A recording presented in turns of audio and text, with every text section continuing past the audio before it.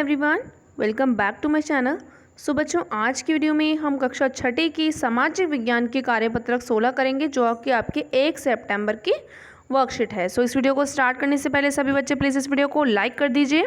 तो चलिए इस वीडियो को स्टार्ट कर लेते हैं। यहाँ पर हम अध्याय 2 पढ़ रहे हैं, जो कि है, उसका नाम है आखेट खाद्य संग्रह से भोजन उत्पादन तक। ठीक है, जिसका उपविषय हम पढ़ेंगे आखेटक खाद्य संग्राहक, यानी कि हम सीखेंगे कि आखेटक खाद्य संग्राहक क्या होते हैं। तो आज से 20 लाख साल पहले जो लोग इस उपमहाद्वीप में रहा करते थे, उनको भोजन का इंतज़ाम करने की विधि के आधार पर हम आखेटक खाद्य संग्राहक के नाम से पुकारते हैं। यानी कि आखेटक खाद्य संग्राहक क्या होते हैं? जो कि भोजन का इंतज़ाम करने की उनकी विधि जो होती है वो अलग होती है। ठीक है, तो ये लोग जो थे 20 लाख साल पहले उपमहाद्वीप में रहते थे, यानी कि वो लोग क्या करते थे, इस उपमहाद्वीप में रहकर भोजन का इंतजाम जो है वो अलग तरीके से करते थे। उन्हीं को हम आखेटक खाद्य संग्राहक के नाम से बुलाते थे। तो आमतौर पर खाने के लिए वे क्या करते थे? जंगली जानवरों का शिकार करते थे, मछलियाँ और चिड़िया पकड़ते थे, फल मूल, दाने, पौधे, पत्तियाँ, अंडे, ये सारी चीज़ें जो हैं वो इकट्ठा किया करते थे।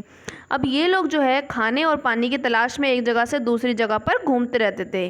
ठीक है, इन्हीं कारण हम इन्हें क्या बोलते थे? आखेटक खाद्य संग्राहक।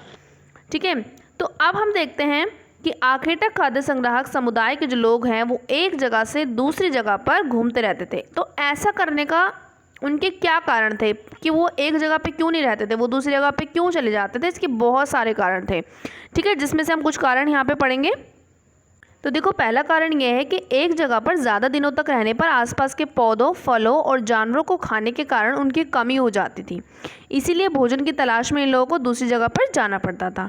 ठीक है, दूसरा ये कारण हो सकता है कि जानवर जो हैं वो अपने शिकार के लिए या फिर हिरन या मवेशी अपना चारा ढूंढने के लिए एक जगह से दूसरी जगह जाया करते हैं। इसीलिए इन जानवरों का शिकार करने वाले लोग भी इनके पीछे पीछे जाया करते होंगे। तो ये भी कारण रहता होगा कि आखेटक खाद्य संग्राहक जो एक जगह से दूसरी जगह पे घूमते रहते थे। तीसरा जो कारण है वो ये था कि मौसमी फल और पौधों की तलाश में ये लोग जो है उपयुक्त मौसम के अनुसार अन्य इलाकों में घूमते होंगे। ठीक है, और चौथा कारण ये हो सकता है कि पानी जो है वो जीवन के लिए बहुत ही ज़्यादा आवश्यक है। तो मौसमी झीलें, नदियों के पानी की कमी हो जाती है, जिसके कारण पानी की तलाश में उन्हें एक स्थान से दूसरे स्थान पर जाना पड़ता होगा।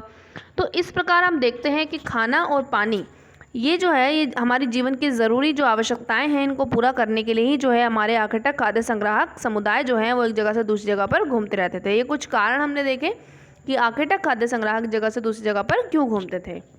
अब देखो, यहाँ पर कुछ जो प्रश्न दिए हुए हैं इनको कर लेते हैं।